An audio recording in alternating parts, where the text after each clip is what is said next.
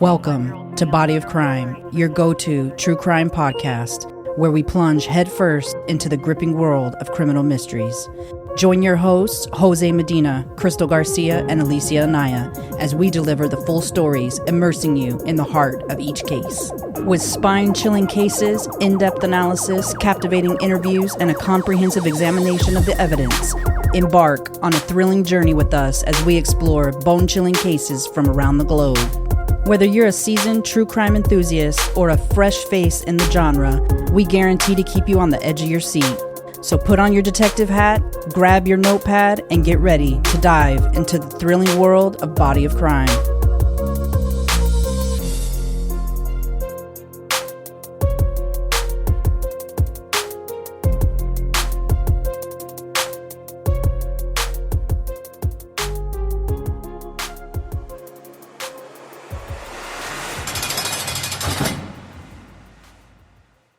Every 68 seconds, an American is sexually assaulted, 1,270 per day. Every 9 minutes, the victim is a child. Only 25 out of every 1,000 perpetrators will end up in prison. That's 2.5%, or 25 perpetrators. If these numbers are not staggering enough, only 19% of sexual assaults are reported. In a class of 25 students with 15 females and 10 males, 6.25 females will be sexually assaulted, compared to 0.33% or less than one of their male counterparts. Of all those assaulted, only 0.16% will go to prison, meaning that in just this scenario, 6.72 offenders, just in relation to this class, are in our communities.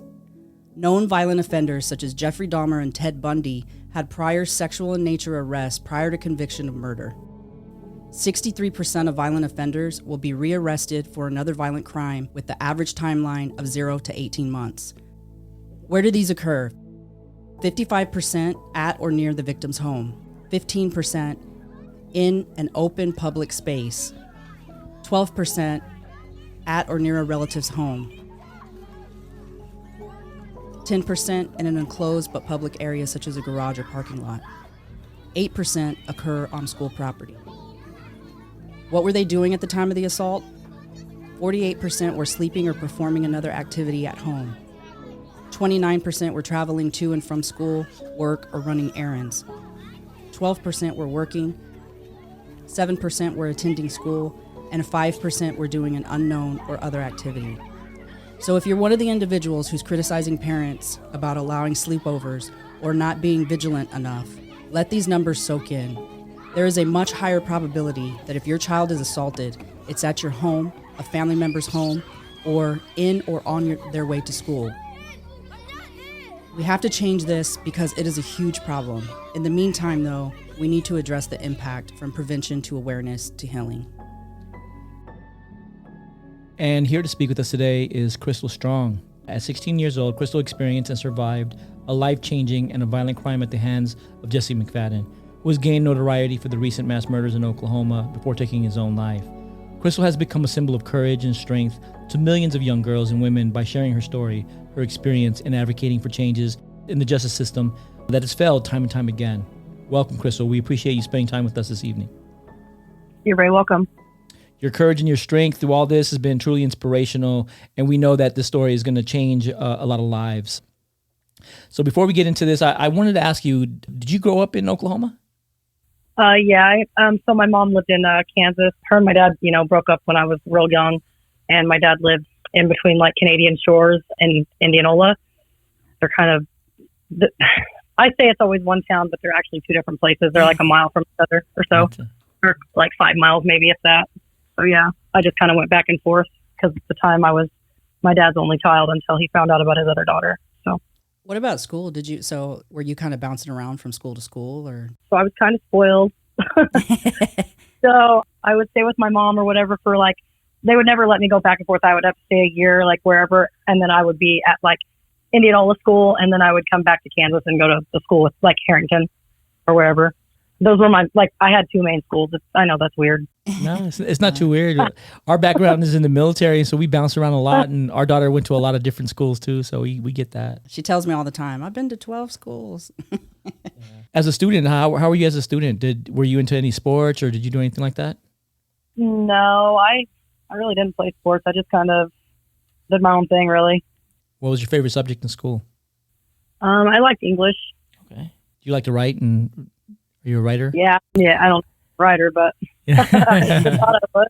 English was also my favorite subject in school too, and I liked writing stories and stuff like that, so that was always something that intrigued me. After elementary school and going into middle school, how was that transition for you? It was okay. I mean, like I said, I just did my own thing and hung out with a little bit of everybody, and that was it. What was high school like for you? Very fun. I had a lot of fun. Oh yeah. Were you the social butterfly? Oh yeah, I'd say. What are some of your best experience in high school? I don't know. Like when I hung out there, I had like 4 or 5 main friends, and we all kind of just stayed at her house, and we were always together. That's cool. That's really cool. Are those still your friends today? Actually, yes. I just visited her a couple of weeks ago. So That's awesome. That's really awesome. Yeah, that's really great. After high school, did you go to college? Did you start working? What did you do? actually, after the whole thing with Jesse, I actually ended up rebelling on my mother quite a bit, and I kind of fell down a dark path a little bit, and then I ended up dropping out of school my senior year. Actually, I stuck out as long as I could, but between like all the court cases and all the counseling and all the stuff I was doing, I just kind of gave up on it. And I mean, I hated myself for it later, but I did go back and got my GED. So that's really good. That's awesome. I got my GED. So yeah. What have you done since then? So like, where are you at today? I live in Kansas. After everything happened, I was going to have my mom came and picked me up from my dad's, and I really haven't been back since. I mean, maybe a handful of times, just because my dad is buried out on my uncle's farm. So Gotcha. I go out there and visit his grave when I can, and see my stepmom because she lives there. But we always meet up in a different town. Gotcha. How old were you when you met McFadden? Had you known him for a while, or? So he was 4 or 5 years older than me, and I don't know if I suppressed the memories or what, but apparently we were. So when I went and spent some time with my friend, she's like, Krystal, he was in the high school with us and this and that. And I was like, why do I not remember him? And she's like, well, because he was weird. So I remember Cody, his brother. That's because he was in the same class as me, but he never hardly said anything. He was real quiet. He's been described by some of the other family members too. In some of the interviews that I've heard, that they say he's very awkward, socially awkward, and very strange, off-putting kind of. The couple of times that I was ever really around him was my friend, not Jesse's wife, Holly, but the Holly from years ago that everybody's so confused about. So I grew up with her from like the time I was like 5 years old and until I hit like 13. And then I just kind of went my separate ways and got my own group of friends and separated myself from the whole situation. And then I think she said she was only with Jesse for a couple of weeks. Oh, gotcha. She said he was odd too, but she never expected that he would do anything like that. So was she with him prior to what occurred with you? Or? They were dating. Yes, they were dating when it actually happened, because when he had showed up at my house, he was like, somebody was beating on the door real like late, like 2, 3 a.m. And I was like, gosh, who is that? And I finally jumped up, answered the door, and I was like, what's up? What do you need? And he said, hey, Holly kicked me out. I need somewhere to go. And I said, dude, not my problem. You're going to go somewhere else. Call Holly. And he's like, next thing I know, I'm being shoved through my door, and it's just a whole mess. How old were you when everything happened?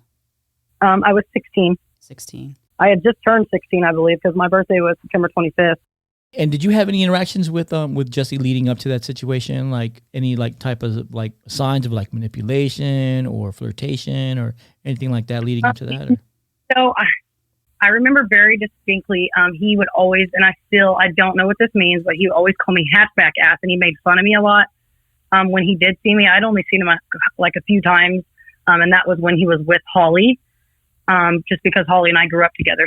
I remember just being drugged through my living room, and he's throwing me. I had one of those, metal futons in my bedroom. So he drugged me through there, and then I was on the futon, and then my dad had like these, they're like a Western belt, but they're like made of like, I don't know, like some sort of a cloth or something. If I seen a picture, I could tell you, but I can't really describe it. Yeah. But anyways, so he was tying my feet and stuff up with that, and then bungee cord, I believe. and like ripping my clothes off. And I'm like, dude, please, like, stop. And I remember just screaming so loud. About that time, he jumped on top of me, had a knife to my throat, saying, B, if you don't shut your mouth, I'm going to kill you right here. Was anybody home? I'm sorry. I don't mean to. No, nobody was home. Nobody's home. Okay. My stepmom, actually, I guess she had went and stayed with her mom in Arrowhead. It's like 5 miles the other way. She was real close with her mother. And because I had said I was staying with another friend, but really I lied, she never stopped. Actually, in the middle of this assault, a couple of my friends had drove by and my stepmom, but nobody stopped because the trailer was really dark. And I had left my truck in a different town, and that just wasn't like me. I never left my truck anywhere. My truck was always with me. Right. Wow. So they just didn't even think to stop, I guess. So he had me in there, and he was on top of me doing all that. And like at that time, I remember telling, like when I described it to my mom and stuff when I got home, she's like, "Are you okay?" and stuff. And I was like, "Mom, I don't remember anything really. It just felt like I was having an out-of-body experience." Because I remember the last thing after he put the knife to my throat, told me to shut up. I remember tears just rolling out of my eyes. And I sat straight up and I looked him in the eye and I said, "Jesse, you do whatever the fuck you got to do, and you get the F out of my house and don't ever come back." And he was moaning and carrying on and doing all these things to me, which I was so in and out of it that I just don't remember hardly any of that. Like it seemed like it just went on forever. And then finally I was like, he just left me tied there and was like pacing the floor. And I'm like, "Jesse, are you going to untie me? You got to untie me. I promise I won't tell." He said, "No, you're going to tell me." And I said, "No, me and Holly are cool. Like we go way back. I promise I won't tell on you. Just let me go. Untie me." He finally proceeds to untie me. He's like, "Go wash up." And like, he's giving me all these orders to do. And I had a bathroom so me and my dad had switched bedrooms. And so I took like the master bedroom, I guess you could call it. And it had a bathroom off of it, and like a shower, a toilet, and a sink. And I'm like washing up and doing these things that he's telling me to do. And he's gathering items from around the house, I guess. Can you tell me what exactly he was having you do? He was having me like wash my hands, like wash up. And I never did get dressed in the mix of this. I do remember staying naked. And I'm like I'm just sitting in the bathroom, just sobbing, and I'm scrubbing my whole body. He did have me get in the shower. Yes, he did. Yeah. I did get in the shower. He made me wash everything off. And I'm just sitting there sobbing the whole time. Well, then I finally go in the living room and I remember sitting down on the couch. And I just remember covering my body and just rocking back and forth and going, "Please let me go. Like, please don't hurt me. You got to let me go. I promise I won't tell." That's all I kept saying was, "I won't tell." And he's like, "No, you're going to tell him." And I was like, "Jesse, I promise. I know Holly. I won't tell on you." So at that time, he had a handful of stuff. And honestly, I don't remember what all was in the pile of stuff, but I remember him throwing it in my lap and going, "Go wash this. Go throw it in the washer." Because, he's giving me these orders. And for some reason, the way this trailer was set up, it still sits there today. But for some reason, it had 2 doors on the same side instead of one on the back and one on the front, So my dad's washer was down the opposite way, right next to that other back door. And so as he is pacing the floor, I was like, "Okay, I'll go wash it. I'll do whatever you want." And I had the stuff in my hands, and I still had no clothes on. And as he turned around to pace to go the other way back towards my bedroom, I threw the stuff. I couldn't remember if it landed in the washer, on top of it, or what, but I opened that back door and I just bolted down the dirt road. Ran to the closest neighbor's house. It felt like I was running at the speed of lightning, I swear. And so I got there. I didn't even knock on her door. I collapsed on the floor and I was like, "You got to help me." He just, I said, raped me, basically. "You got to help me." And she's like, Who did? And so we ended up calling the cops, and I called my best friend, and her dad came. I think my best friend got there before the cops did. Anyways, the cops came and they found McFadden at, I called it the Ponderosa in a couple of these podcasts because that's what my dad always called it, but it is in fact called the Canadian River. So I want to clear that up too. So they found him down there with his wrist split, and then they ended up taking him to jail. I think we had to stay for a couple more days to do some interviews. I ended up going to the hospital that same night. I did like the kit and all that stuff, and they confirmed everything. The next thing I remember is I went in, and I think it was a cop I was speaking to, but we were in like an interview room, and he was telling me all the stuff that he was doing to me. And he says, I remember, this is the only part of the conversation I remember for some reason, but he grabbed my hand and he said, "Ms. Strong, I'm sorry to tell you this, but it's most likely that you're probably never going to have kids." And I said, "What do you mean? Don't effing touch me?" And then he started telling me everything that he did to me. I really don't want to go into that, but it was pretty bad. Like, I'm talking like shoving things where they shouldn't be. And like, now that I got my court records and stuff, it makes sense. Maybe they didn't tell me because I was still young, didn't think I could handle it or what, but they never even told my mother about it, which is crazy to me. Yeah. I feel like my mom had a right to know all of that. I said, how did he do that? I couldn't feel anything. What do you mean? And they said, honey, I don't know. It was large, like things and stuff. So I guess he messed up my insides pretty bad.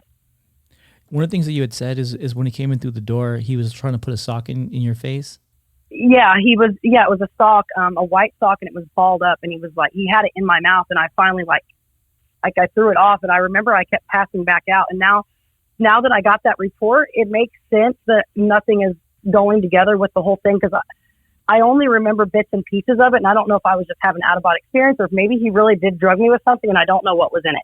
I was going to call the hospital that I went to and try to get reports on it, but I'm pretty sure they shred records after 10 years. Right. The reason why I asked that question is because it sounds something like someone would do with like chloroform, where they're trying to like cause you to pass out, and it happens in like 2 or 3 seconds like of exposure to chloroform. Not just that, but something that's really disturbing to me that you said was about him telling you to go clean up and things of that nature. And so that really leads me to believe that definitely wasn't his first time. Actually, you're not the first person to say something about chloroform. I don't know anything about drugs like that.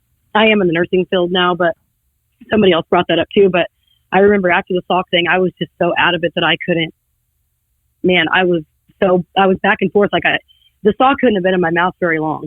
No. And I just kept, like, I was fighting him like you wouldn't even believe. Like, I had energy in me you wouldn't even believe I had, until he finally just dragged me, and he got really, really mean after that. Until I said, I promise I won't tell on you. And then I ran. And I swear I remember as I was running down the road, I was looking back to see if he was running after me. I remember seeing his face peeking out the door. But I don't think he ever tried, because I think by the time I was there, I was already at my neighbor's house. Krystal, do you think that he would have let you go if you wouldn't have ran? No. Now that I look back on everything, I really don't think that would have been the case. I don't know what got into me or why I said, dude, promise you, I promise. I think when he had the knife to my throat and how hard he was pushing, I think I knew then that he was serious. And I mean, I can't speak for every other woman out there, because a lot of women they won't shut up, and they're just going to tend to fight. And I don't know why I shut up. I don't know why I did the things that I did, but maybe it was for this reason, so that I could help other people. I don't know. Yeah. I really believe that you saved yourself in taking action and running. And it's very likely that you wouldn't have been here to tell this story had you not been brave enough to make that decision and to take the action when you did. Yeah. I don't think talking about it bothers me too much. I think the most thing that I'm pissed off about is I checked up on his account all the time, because I was so, like, I don't know if it was the PTSD I was diagnosed with, or like counseling that I had to do or what, but I always felt okay knowing that he was in prison. I think I felt a little safer. But then I remember, so I'll back up to 2000. I think it was 2004. I was at my mom's, and I remember my mom's like, there's a phone call for you. And I was like, who is it? And she's like, I think it's the DA. And so I got on the phone, and I was like, yes. And she's like, I thought she was going to give me updates about the case. But instead, this woman says to me, Krystal, I think you need to work on forgiveness. I think that if you let Jesse start writing you letters, I think that it would go a lot better. If he was not high on meth and up for several days, I think that this would have never happened. And I called her a stupid bitch, and I hung up the phone, and I ran out of my mom's house. And I think that was the same night that I was diagnosed. Well, my counselor had given me like sleeping pills and things to try to help me cope. And my mom found me trying to take all of those pills because I had just had enough. I couldn't believe that I was being talked to like that. I didn't think that he was going to end up going to prison.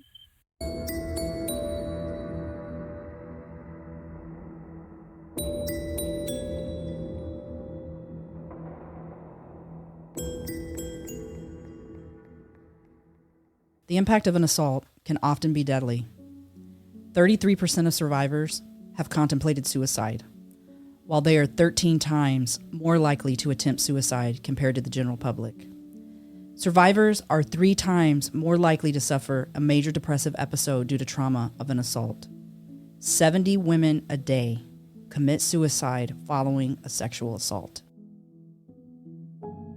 He did get the 20 years, but like I said, I always felt safe knowing he was in there. But I remember distinctly in 2012, I was pregnant with my now 10-year-old daughter, and I was at work, and somebody was like, hey, Krystle, you got a phone call. And I'm like, okay. And this was the only other time I'd ever gotten a call.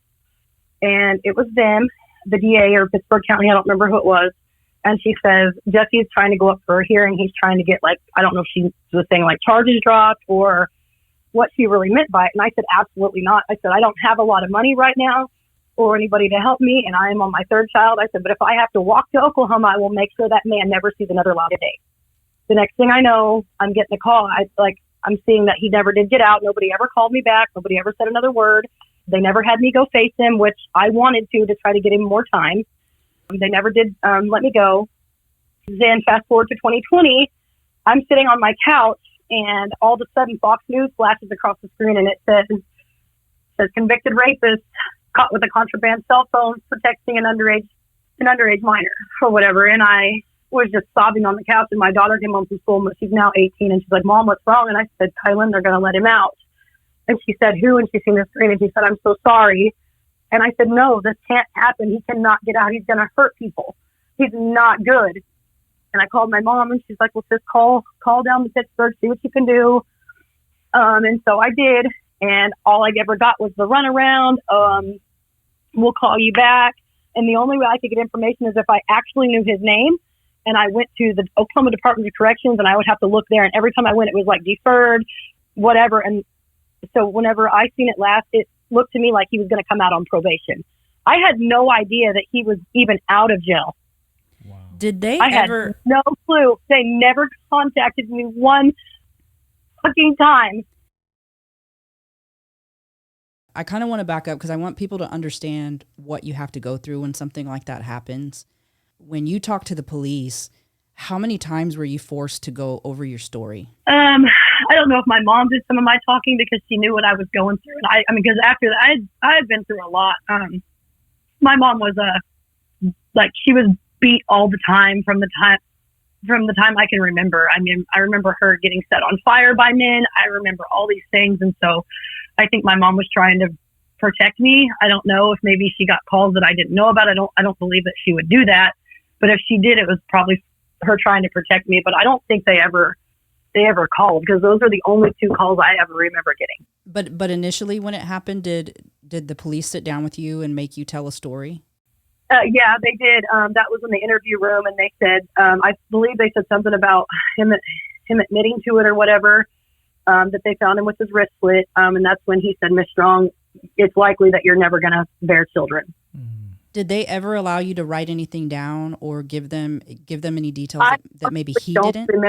I remember feeling like I was so messed up when I got to the hospital. My mom picked me up from Oklahoma, and I never looked back. I felt like nobody cared, and so the best thing that I needed to do was just suppress it in the back of my head and forget about it too. Yeah. At the hospital, how do you feel like you were treated at the hospital when you were taken to the hospital? I was pulled around. I remember laying down, and she's like, I need you to lay down. We need to do this kit on you. And they gave me like a day after pill or whatever they had back then. I can't even remember. They gave me so much stuff. Checked me for diseases because they didn't know if he had any.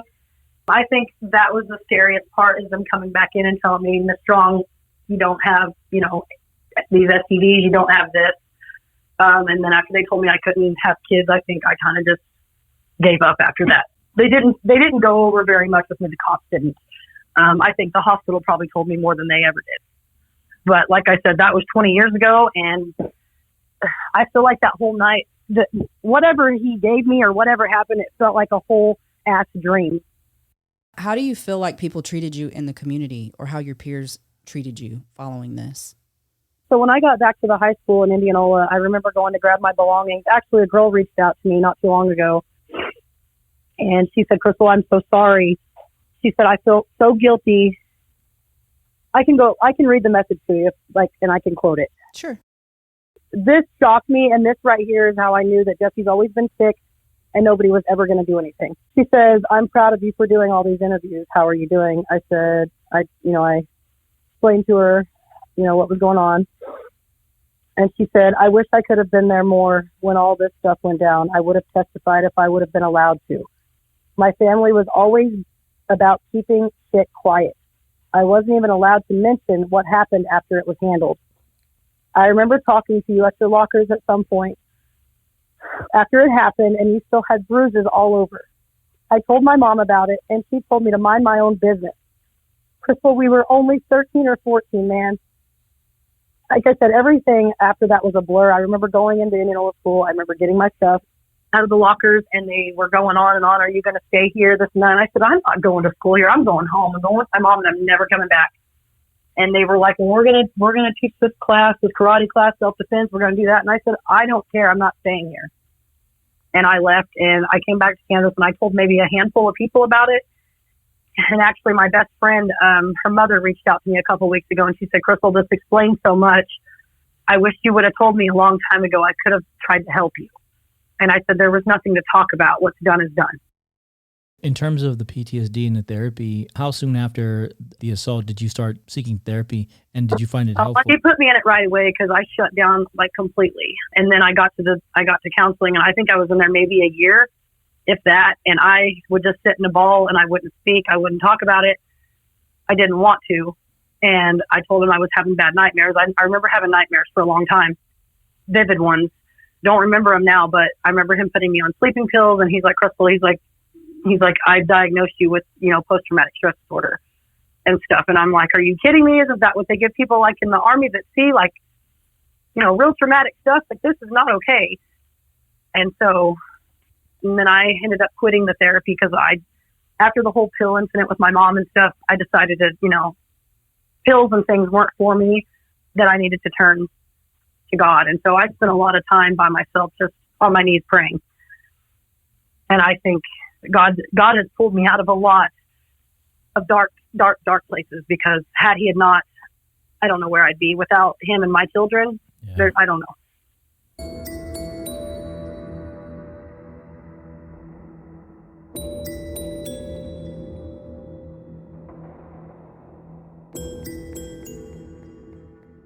Many may think that being victimized can be the worst part of any traumatic event, but for most, it's the healing and recovery that is the most brutal aspect of the process. Healing can take years, and recovery can become an elusive target, with constant backsliding and new triggers that force you to relive the pain over and over again. Healing and recovery are the most important things for any survivor of an assault. Support can come in the form of resources that may include such things as emotional, legal, or even general support services. Did you notice any other, because you did mention a few, you mentioned about them giving you sleeping pills and you having the nightmares. Were you having any type of like hypervigilance when you're out? Were you having issues being around men or trusting people or anything of that nature? I do not trust men at all. I have not had a normal relationship since. I mean, I've ran every type of man I've run into has not been good for me. And it probably isn't 100% their fault, but it's not 100% mine. I just don't tolerate shit from no man anymore. I will not. How has this changed you as a parent? So I know that you said that you have children. How has this impacted how you raise your kids or what you talk to them about? I think my kids respect me a lot. They're very good kids. My daughter actually just graduated high school, and my other one is going to be a junior this year. And my oldest is an absolute blessing. They keep me up to date on everything. I mean, they're like my little best friends. There's nothing that they don't. Like, I've raised my kids that don't ever lie to me, because if you lie to me, I'm never going to be able to help you fix it. I might get upset with you, but we can work through anything. But if you don't tell me the truth, I'm never going to know, Yeah. When it came to things like keeping themselves safe or things of that nature, or telling you if anything were to ever occur, how did you approach those kind of topics with your kids? I think my kids just knew my past. We don't talk about it. But as they got older, I think that they realized it. They knew how everything was with my mom, and how all of her relationships were just nothing but toxic, and all the abuse that I've endured. And I decided that I was going to change a pattern and wasn't going to make them live what I had to live through. But my kids know that they can call me at any time of night, and I'm going to be there. Their location is always on for me. Most of the time, we don't do they don't even really ask to stay other places. If anything, they'll ask if their friends can stay here. Yeah. And they have one or two friends, and that's it. And that's just kind of how it is. You said earlier in the beginning that, all these statistics and stuff about how parents, like, how could they let their kids go stay at other people's houses? Like, nobody sits to think, oh my gosh, I need to Google San Frisco's mom because she's, you don't think like that. If they're coming in being normal and they're married and they've got other kids in the home, you don't think that the judicial system is going to let this kind of stuff happen. So why do you need to look into it? People don't just think. You can't go around thinking eerie thoughts like that all the time. What are you supposed to do? Lock these kids up? Yeah. I mean, to a certain extent, you need to be cautious. And I mean, because I went through it, but not everybody has been through what I've been through. Right. People really have a very false sense of security. And I actually noticed it I had seen a message, and I don't even know, it was in relation to an article or something, but she had made a comment about, see, this is why I don't allow my kids to have sleepovers. And it made me think, you're thinking that you're making a very smart comment, but it actually sounds really bad, because what you don't realize is that there's a higher probability that something happens at your home or at a family member's home or at school, The sleepover isn't the most dangerous thing. I agree 100% with that. There is so many bad people out there.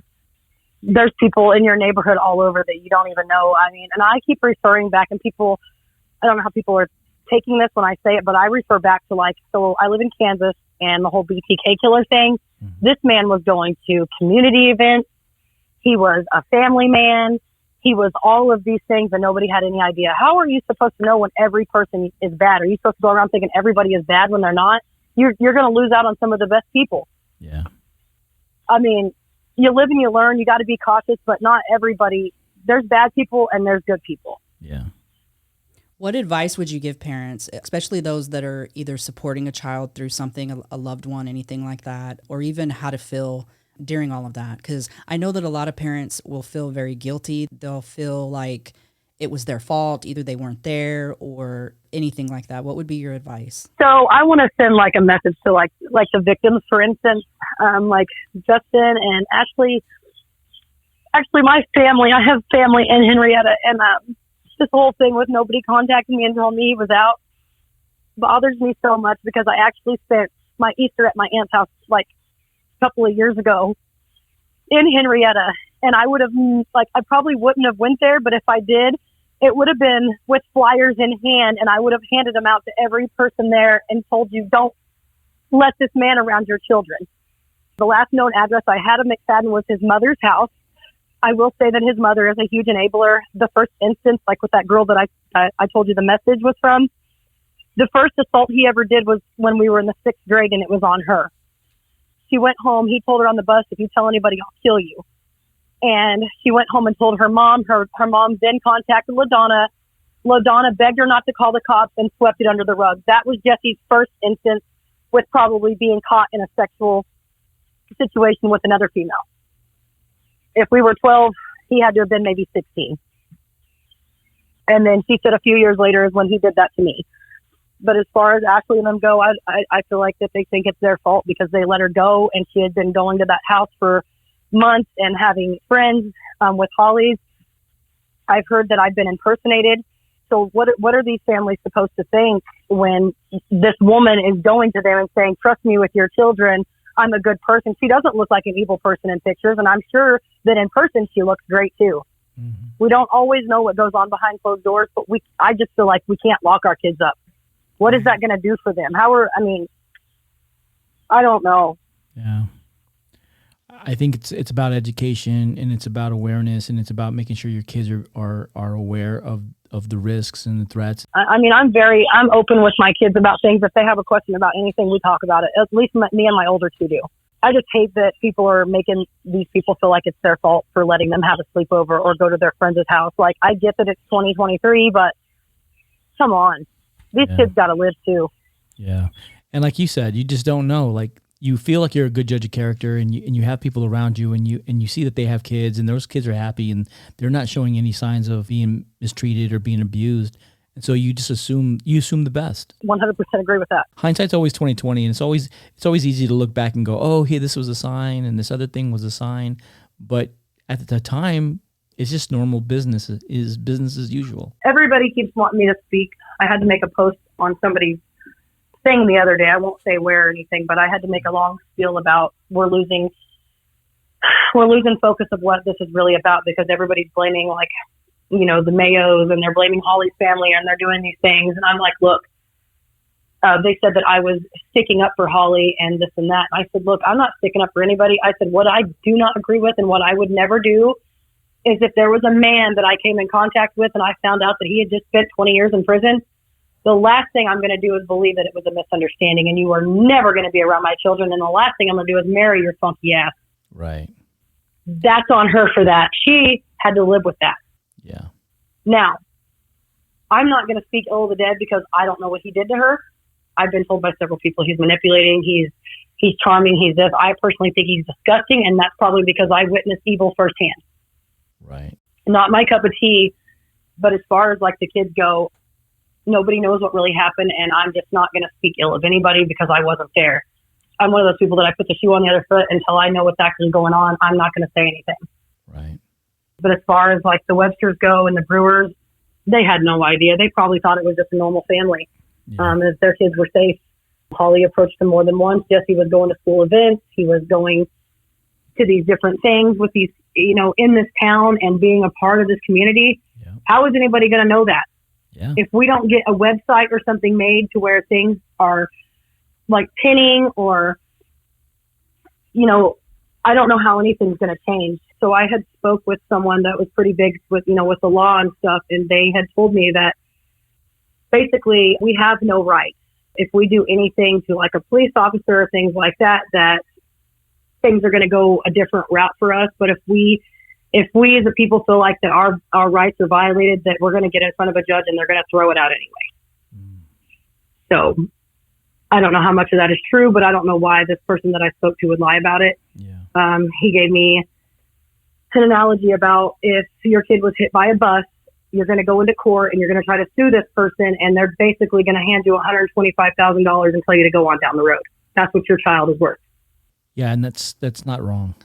I've seen it. That is so mortifying. When I put him in prison, he was a violent offender. He did all these things to me, okay? People don't just get 20 years for a misunderstanding. I keep saying that. Yeah. But how hard was it? You guys contacted me those 2 times. How hard was it to try to find me again? You are the government. You can find me if you want. Yeah. I'm not hard to find, and tell me, hey, we're releasing McFadden. If you can do what you want to do, you can go get a PSA to make yourself feel safer. You can do whatever. Mm-hmm. Nothing. This man could have potentially been targeting me the whole time, and I would have never have known. Never. Yep. Yeah. And the proof in that is that the girl that he reached out to and started talking to while he was in prison, he found her, and she was terrified. Oh. So, yeah, he could have gotten out and found you, and you would have had no idea. It's a failure. Well, I'm not hard to find, and I just feel like that it's not hard to pick up a phone. That right there told me that I never mattered. And the fact that he got 20 years, I don't know if that was God standing beside me or if that was just meant to be to keep other children alive or what. But it's pathetic, actually. I mean, it's not hard to pick up a phone and let the victim know what's going on. It's a broken system that we've got to find a way to get fixed, because it's ridiculous. There's just no way. He also had a sex crime pending when they released him at 85% for good behavior. How? And so technically he didn't serve 85%. He served 84%. Yeah.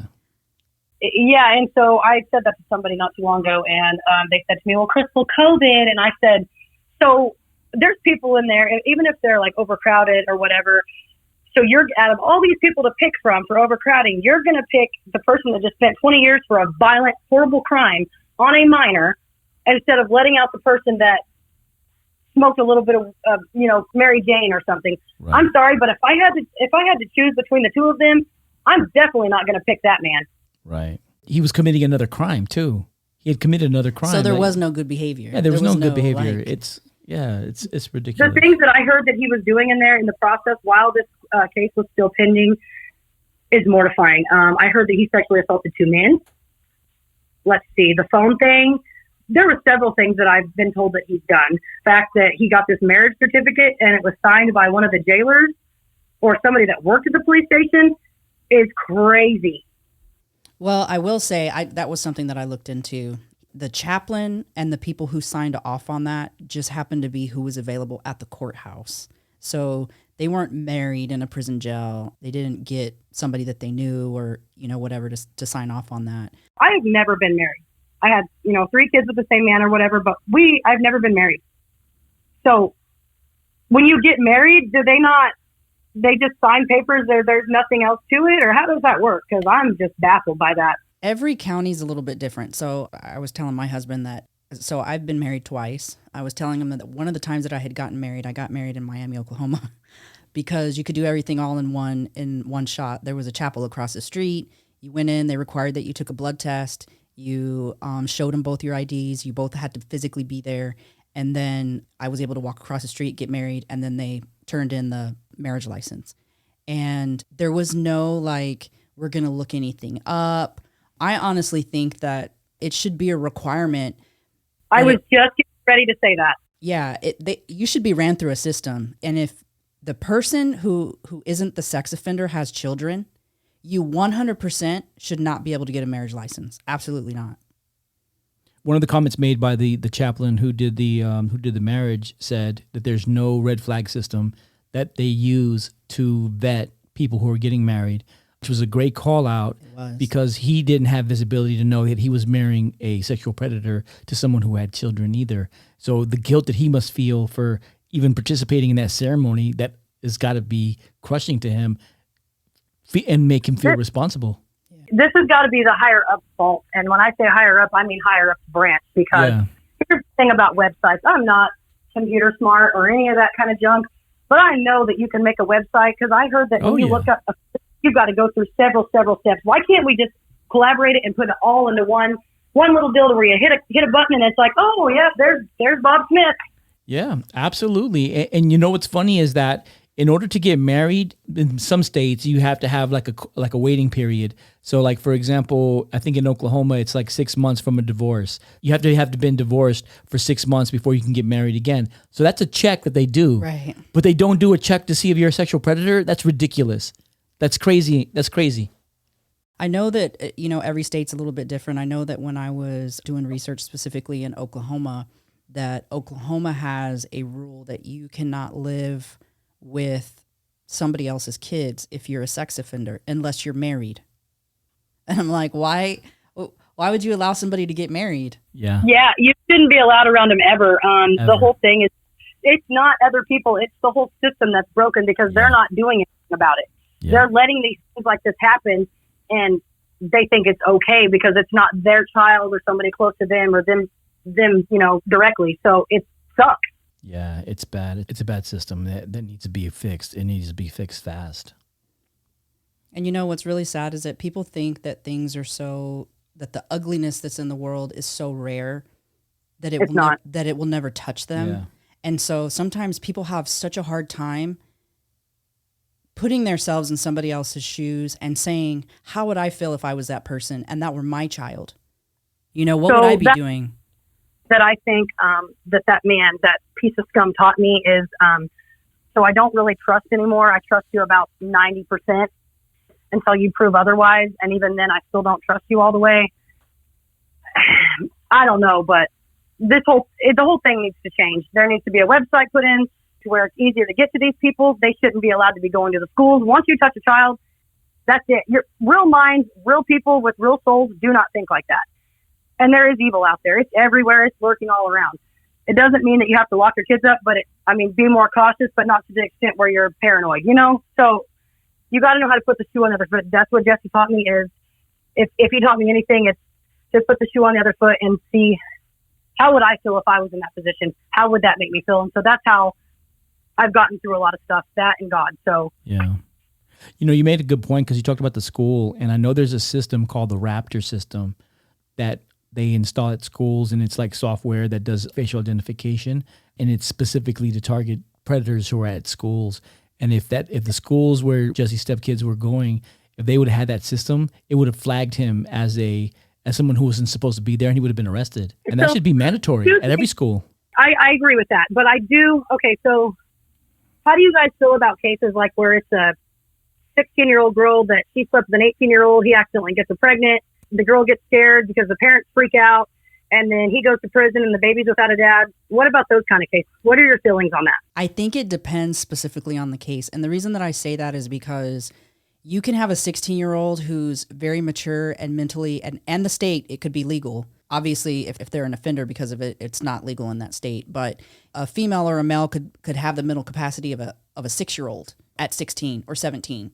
And so to me, that's completely different than an 18-year-old and a 16-year-old who are both at the same level mentally, cognitively, that one isn't manipulating the other, basically. Yes, and there is. And so that's what I meant by I wanted to know what your feelings were on it, because there is cases where that happens.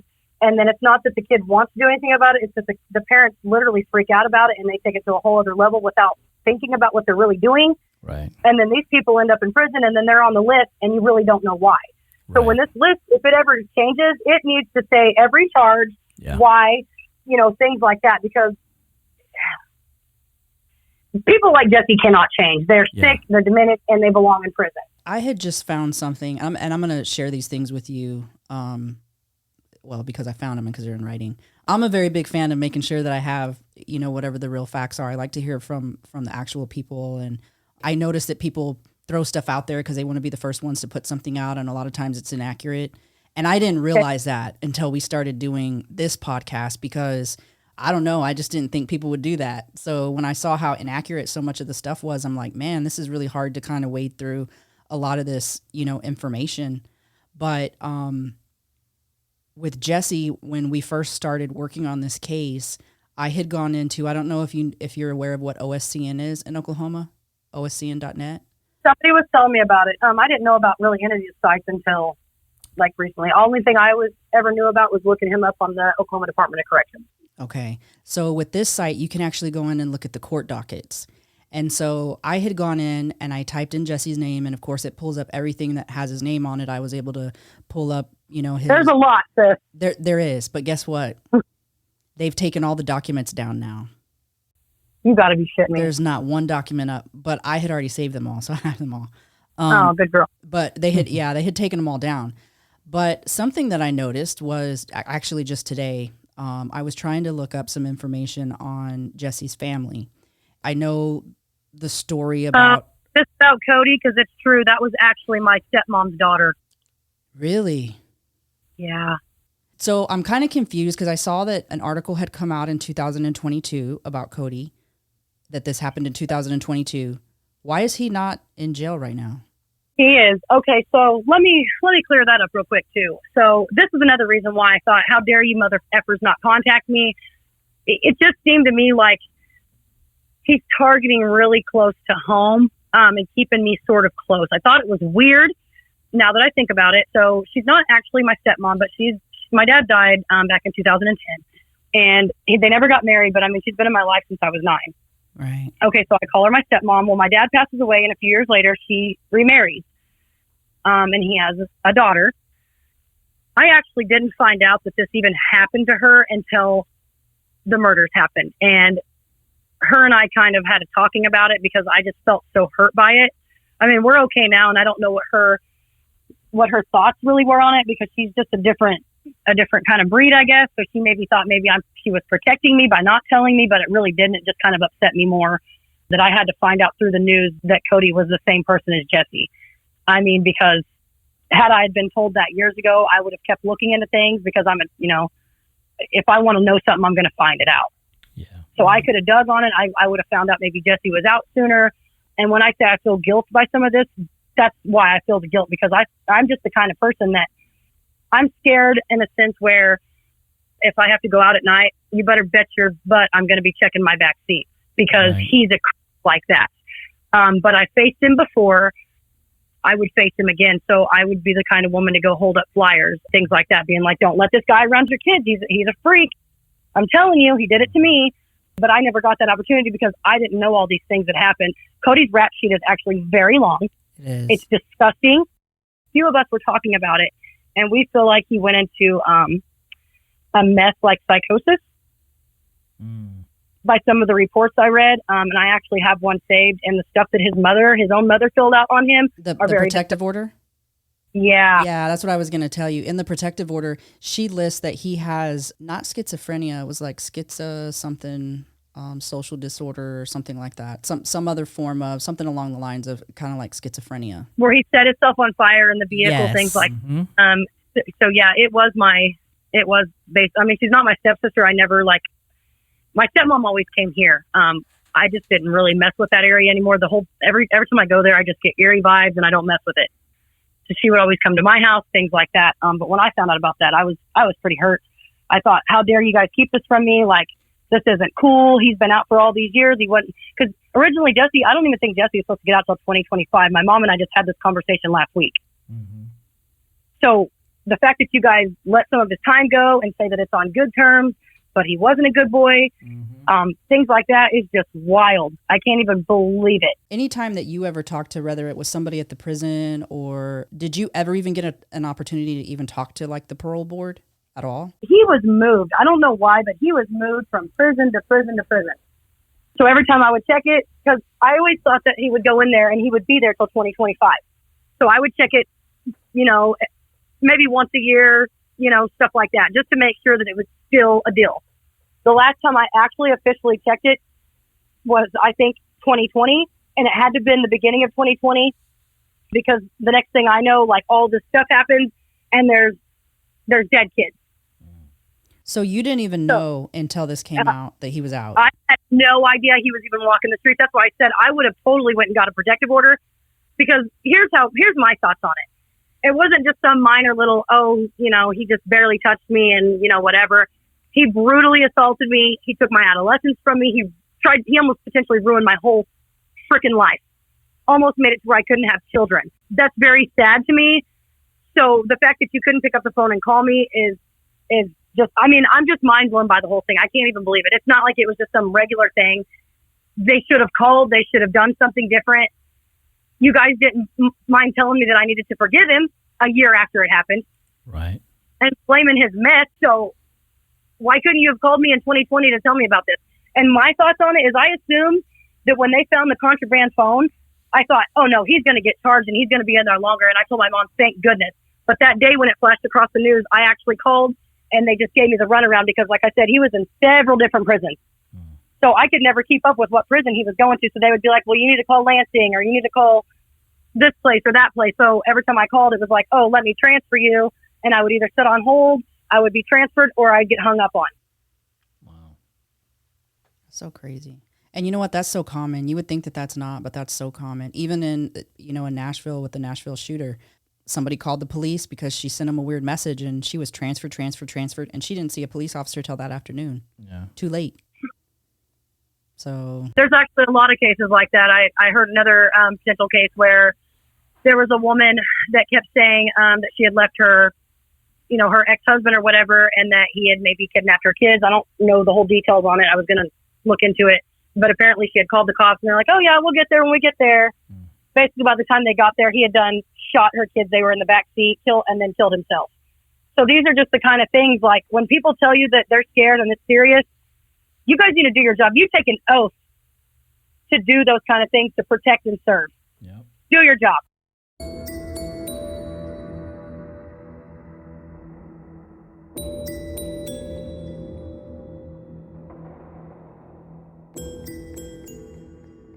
Without a doubt, we have seen the most recent flaws of our legal system when it comes to holding sexual predators accountable. Weak sentences, early release, and not enforcing mandated sexual registry requirements are just a tip of the iceberg.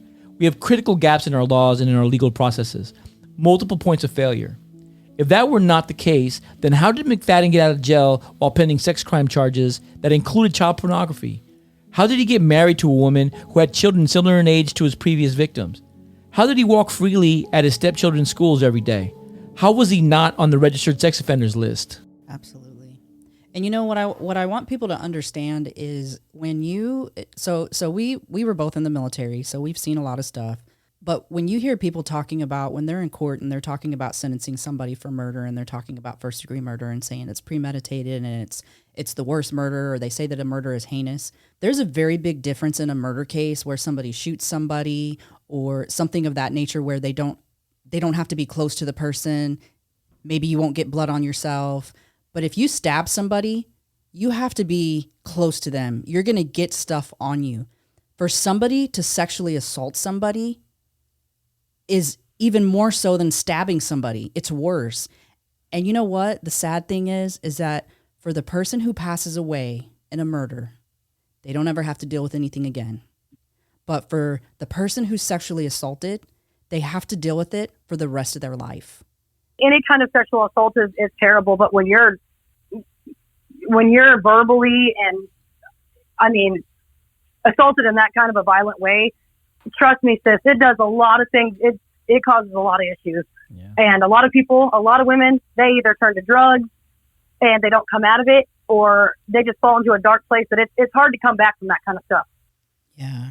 And unfortunately, and this is the thing that really upsets me, is because when you talk about letting somebody out for good behavior who's done a crime like this, you're talking about letting somebody out who's destroyed somebody's life for the rest of their life. Even if that person has worked up the courage and is doing good things now, they still have impacts from what occurred. And so they don't just get at 15 years or at 20 years or at 85% of whatever it is that you're expecting when they're going to feel good, where they're able to just all of a sudden be 100%. That's never going to happen for that person. So nope. To allow for an offender like that to come out back into society, they don't deserve it. They 100% don't deserve it. And there's actually 20 states, and I had looked this up just before we had gotten on here because I remembered Minnesota has a program where they have a facility that just houses sex offenders. And the program is called Civil Commitment. So in 20 states, they have what's called a civil commitment law. And basically what it is when somebody comes to the end of their sentence for a sex crime, if they're considered to be sexually violent or sexually dangerous, then they continue to keep them. And they'll put them through whatever programs that they need to. Everybody's calling Miss Mayo, Jeanette. They're calling her and Lynn and them. They're calling them liars and saying they're making up all this stuff. But in one part of her interview on Banfield, I remember her distinctly, her saying that she found Jesse's psychological evaluation, but she wouldn't say what was in it. So do they check your heads before they leave you? Because they should have known that he wasn't good to put it back on the street. They should have known that. Absolutely. I 100% believe that. And here's one other thing I want to add. And I really wish somebody would help me clear this up because I'm actually pissed off a little bit about it. I've been told that Miss LaDonna McFadden worked for the Pittsburgh County Courthouse from the time my charges happened all the way up until not very long ago. Is that legal? Because I know you can't have the same lawyer as your cousin or your brother or your husband. So why are you allowed to work when he's had all these violent crimes? Why would you be allowed to work in a courthouse that he got charged at? That's really very strange. Interesting. Yeah, that's very interesting. That's something we're definitely going to need to dig into. I've put it out there to see if people could figure it out, but I don't even know if she broke any rules, but yeah. I just think it's a little sketchy. It's very sketchy. Very, very sketchy. It's definitely something we need to look at. Yeah, there's a lot of things going around, though. Like I heard that I was impersonated, things like that. Why, if that's true, why is that person not brought up on charges? Because, how do I know that they haven't tried to come around me? Obviously, right. He was talking about people. Didn't you say that you heard an interview with somebody who actually said that how Holly found out? Didn't you watch something? Where I heard that from is I actually watched the interview. Right. I actually put it on my TikTok, and it was Jeanette Mayo. Right. And I don't know if that's the grandma of Holly or what she is really, or the mom, but she got on there and Miss Banfield asked her and she said, so did you guys not know that Jesse was a sexual predator? Do you not know these kind of things? And she said, well, no, well, yes, but the only thing is he told us that the victim was in fact 19 and not 16. And he actually paid somebody to impersonate the victim to come to Holly and tell her it was all a misunderstanding. And that's her mom. That's Holly's mom. I had seen one interview where she said, or actually it was on her Facebook. I have a picture of it, where she said Holly didn't know anything. But then I saw the interview where she said she had found out a few months prior. And then I heard the whole story about him supposedly hiring somebody, but I haven't seen whoever that person is coming forward. But right. But I don't know why.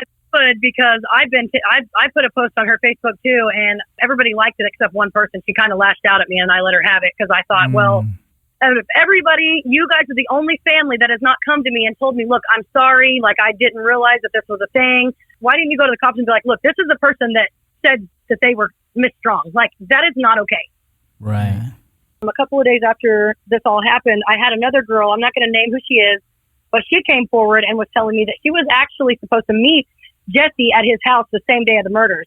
I don't know if sleep with him or what, but I had several messages between the two of them.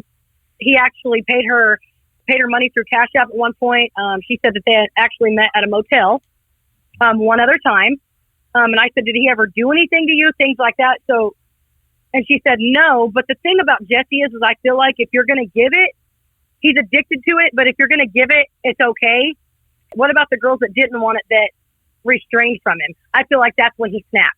Right. Kind of my thing with this, and of course, I don't know Holly. I don't know what she knew and what she didn't know. And, Right, me either. But the one thing I do think is that when I think that how all of this kind of came to a head is because he had the court date coming up and he no longer could keep his lie together. So however he was formulating whatever it was with her, I think things had, and if she found out a few months ago, I'm pretty sure she was stewing on it and probably was thinking, I can't believe him. She's probably trying to look up information. I don't know. That could not be the case at all. So if you think about how narcissists work, they didn't even make it to their 1 year anniversary. And usually the real personality of a person is going to come out within that year. Right. Yeah. So when I tell you that girl reached out and said she was going to meet up, I said, when's the last message you got from Jesse? And she said, the last message I got was at 2:00 and it said, don't come, my girl's here.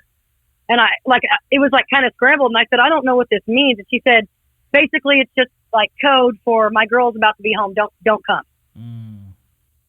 And so that was that Sunday at 2 p.m. And I said, so you didn't know about his history?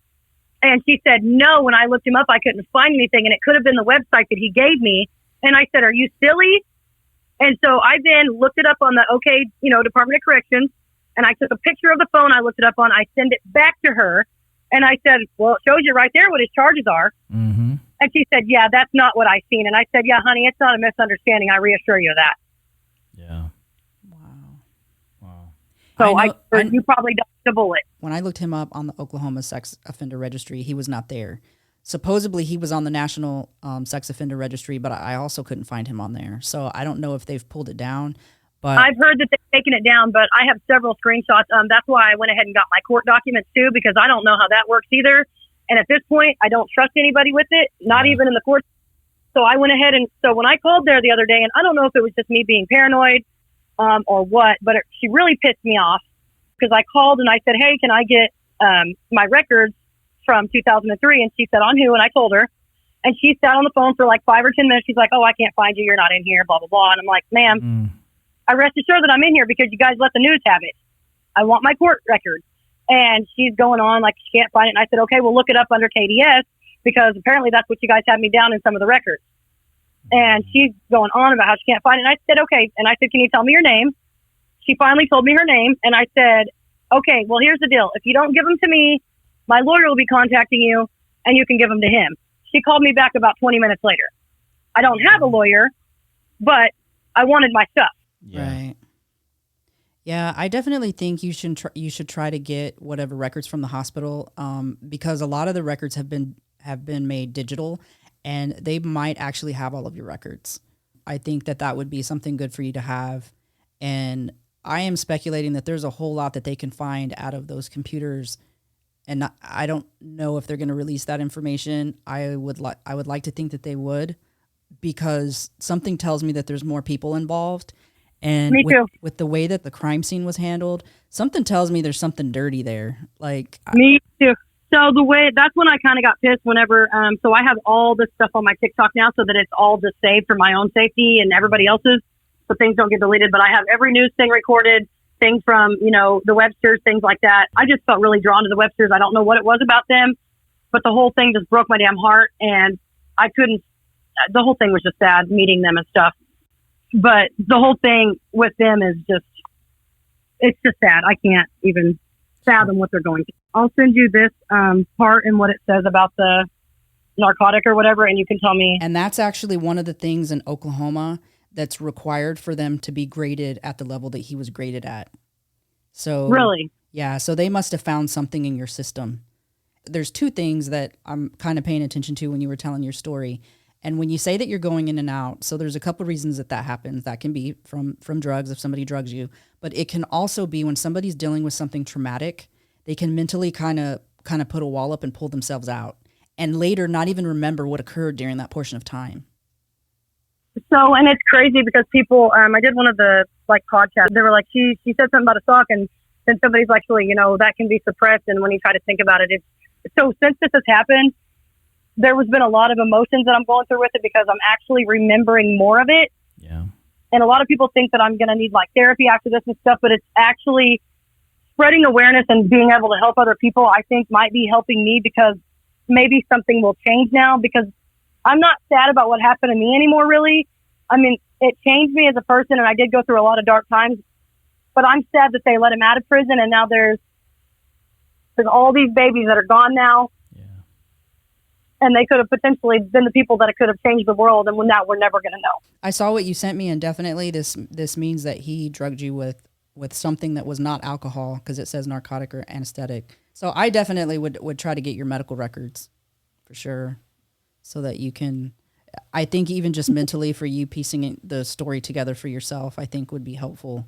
So, and then I was going to say, like when, the Websters were going through like the house and video and everything, I think that's when I was like, yeah, they're going to have to do something. And I got interested in the story because everything that was laying around there is totally something he would do. And then I don't understand why they said, I remember at the beginning of the investigation, I remember them saying that it looked staged, like I don't know if they meant where the bodies were or what, but everything that was in the house, somebody said they actually seen a syringe full of black, like substance. Mm-hmm. Was that heroin? I have a picture of it, and we talked about that. It could very well be. And I even called that out because I think that they should test it. They should have tested it. I'm trying to be a good person here, and I'm trying to put the two on the other foot. And I thought, well, maybe he just pulled all that stuff out, and maybe because everybody's like talking all this crap on Holly. And I said, well, maybe he did kill her. He did give her more bullets than the other people, so he was angry at her. Yeah. That I mean, I'm not no forensic analysis, but that's what I'm gathering from it. And so maybe he went back in and he's like, F it, and he just pulled all this stuff out that he had hid. But then I'm thinking, like, the chains that are bolted into the kitchen counter, what was that for? I'm hearing so much stuff now that I'm getting to where I don't even know what to believe anymore. So if I want to know anything, I'm not going to repeat what I get told, but I go directly to, the Websters and stuff, because they're going to tell me what they want me to know, and they're not going to tell me what they don't want me to know. So I do know that when I seen all that stuff in that house, I just knew. Yeah, I don't have to investigate it to know that I knew that those girls were 97% sexually assaulted by that piece of shit. Like, I'm sorry to say that, but you could just tell by the stuff that was in there. And I don't know what like gummies would do to a kid, but if you're not used to that kind of stuff and you eat enough of it, I'm sure you're going to get jacked up. It impacts your ability to fight back and to resist. So, and I'm sure that was the motive for that. So, man, just really devastating. Well, Krystal, I appreciate you being here with us today and sharing this information with us. And I know that your story getting out there is going to be so instrumental to so many people. And I don't even think you realize the impact that it can make on people that you don't even know. People who have been assaulted, who are suicidal, people who, parents who feel guilty for things that happened that honestly weren't in their control. And I think that you're speaking out and being willing to do that is such a powerful thing. And I really appreciate that you're doing that. And I appreciate that you're not just sharing your story in one place, like you're sharing your story. And I know a lot of people would probably say, oh, she's just out there trying to, be famous, or she's just trying to, she's somehow trying to make something off of this. Actually, I haven't heard anything like that. And I'm like, there's been a couple people be rude, but even if they did, I'm just like, I wouldn't bother me too much. I take it with a grain of salt. Mm-hmm. But I do want to say to anybody out there that's going through this, don't give up. I have been through everything you could possibly think of that most people would have probably gave up on, but don't. There is light at the end of the tunnel. If you've dropped out of school, go back, go get your GED, do all those things. And if you're feeling like you still have no one, that nobody's listening, get on your knees and pray to God, because I guarantee you he's going to pull you out of it. It's going to feel like he's not going to, but he will. Yeah. So just don't give up, and don't feel guilty, because bad things happen to good people all the time. It doesn't make you a bad person. It doesn't. Not one bit. I appreciate this so much. It's so very powerful. I just want to tell, like, Joe Guest about his kids. Like, I just want to tell you how truly sorry I am. And, like, I'm sorry that you lost your babies. And the Websters, Ashley, Justin, and Shannon, I know you miss Ivy so much, and I'm sorry. I wish I could have done more. All of you that lost your kids in this terrible tragedy, all the families, I'm sorry. He should have never been out of prison. So I'm sorry that I couldn't keep him there longer. And I know that that's not really my fault. But I'm just saying that if I would have known that he was actually released from prison, I totally would have showed up to your town, and I would have tried to do something myself if I had to bring an army with me. Yeah, and you definitely in no way should feel any type of guilt. I think I just feel guilty because I lived through it with him. I'm not reliving my trauma. In my head, I'm thinking about everything that those little girls had to endure and go through, because I don't think that their stuff is back yet, but I guarantee you that I just feel like it's not going to come back pretty, that he did horrible things to those kids. Krystal, I will say that you're a fighter. You're definitely a survivor. I believe you when you say you would have came back with an army. I really believe that you would have. Please continue to keep sharing your message. I think there's people out there that need to hear it, and it's going to help make other people stronger and help them come forward and help them change some of these laws and change some of this legislation that needs to be changed. This case has really motivated me to get involved, to help push some of this legislation, because I can't believe that these guys are allowed to do this. I can't believe that we allow this, and that our system is so broken that people can get away with this and they feel comfortable getting away with it. We need to put a stop to it. And so I do really appreciate you. And I just want you to know I have a lot of respect for you, and you inspire me. And I know you're going to inspire a lot more people with your story of survival. So thank you so much. I just don't ever want this to happen to anybody else ever again. This should have never happened to those kids, and I don't ever, something's got to change. Just those poor families. And one of the things I'm going to do is I'm going to put some stuff together for Oklahoma. I want to send some stuff out nationally, and I want to publish some information that can be helpful during this process where laws haven't been changed. The program that I brought up earlier, the civil commitment, there's a national civil commitment that can be done. So even if you're in a state where they don't offer it, you can try to make that happen with somebody where it's not offered in the state. Basically, they'll do it at the federal level. And also, anybody that's going through this, like, it's okay to love. Like, don't be like me when it comes to trust issues. You're never going to be truly happy. I have horrible, horrible trust issues and such bad anxiety with people that I've had to learn to tell myself that not everybody has bad intentions and not everybody is always up to something. Let people love you. It's okay. Just be cautious. I struggle with that every day. Yeah, that's good advice. It's really good advice. Very good advice. So I appreciate you guys having me on here, and Yeah. if there's anything I can do, just holler at me.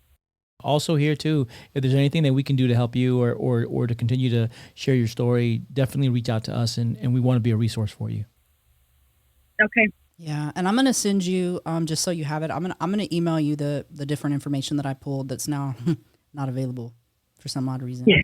Yeah. I've heard that wasn't available. That's why I grabbed a bunch of it and got it downloaded. Yeah, it's really odd for them to do that. So They're going to say it's because he's deceased. Why do we need it? Just like the way the cops talk to Mr. Webster. He's got a lot of... I saw that. Ugh. He's got a lot of pullback because I would have lost my stuff. Yep. Boy. I saw that, and it was disgusting. Idea. I'm glad they got it on video.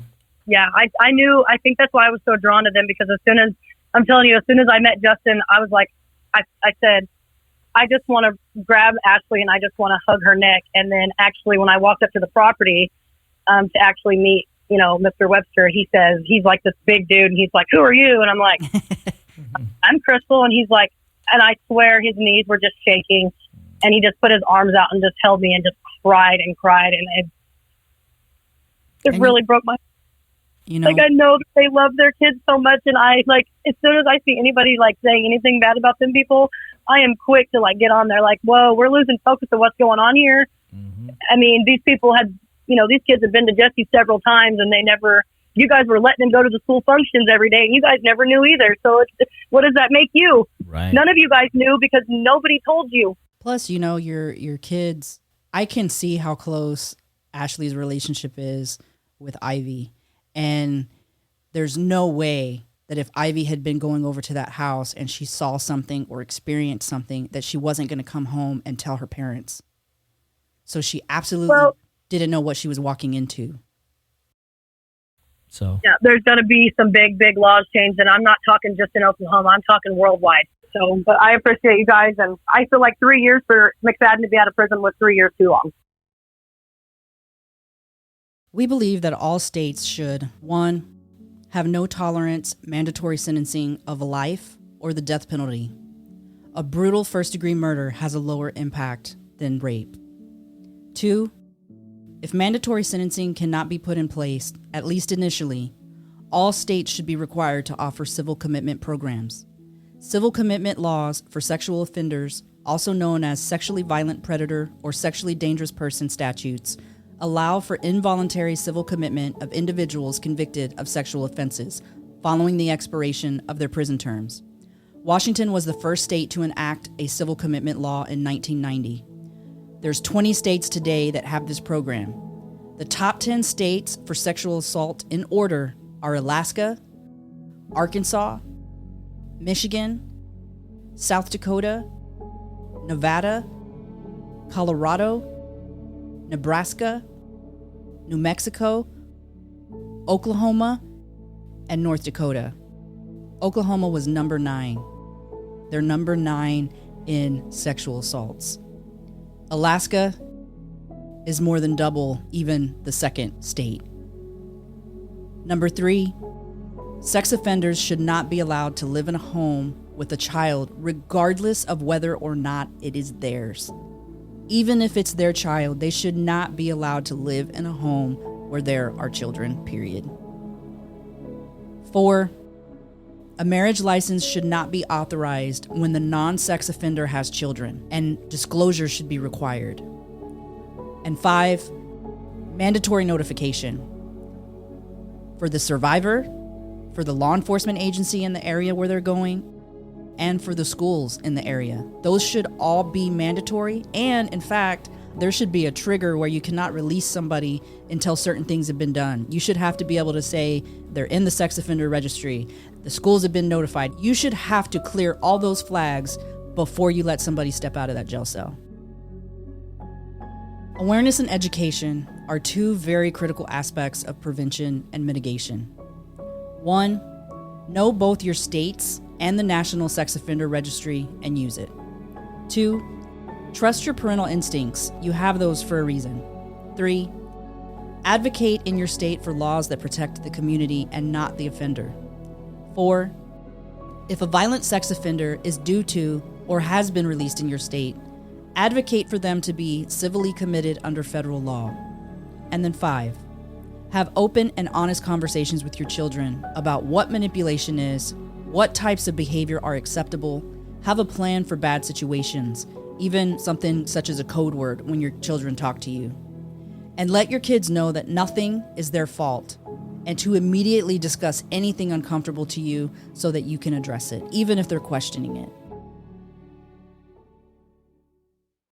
sex crimes are the most despicable and antisocial crimes that an individual can commit, superseded only by murder. This is amplified when the crime is against a child. We have allowed sex crimes, from sexual assault to statutory sex crimes, to be seen as more acceptable than murder by the weak sentences and sometimes even the lack of charges that are applied to criminals like Jesse McFadden. Statistically, we know that sexual predators are rarely caught, but when they are caught and when they are released from jail, the likelihood of recidivism is almost a certainty. It's time to begin holding sexual offenders and sexual predators accountable by mandatory jail sentences, with no time off for good behavior. Good behavior should have kept you out of prison. It's too late for good behavior to save you from a life sentence, or more preferable, a death sentence, as Governor DeSantis has helped pass in Florida. This is the type of legislation that needs to be passed in every state. As we work to shore up the laws against sexual crimes, we need to send a message to all sexual predators so that they know that they will no longer be given leniency.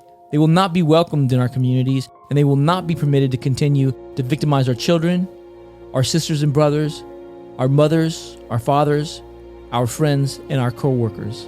Enough is enough, is enough, is enough.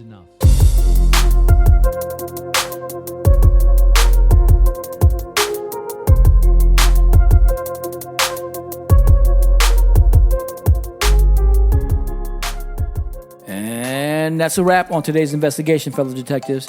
If you found this episode both enlightening and captivating, then please subscribe to our podcast show and our Patreon. Leave a review and hit that like button. Share our podcast with others and engage with us on our website and social media platforms. You can find us on all major podcast platforms as well as our website at www.bodyofcrimepodcast.com, where you can access all of our episodes and bonus content, including valuable resources.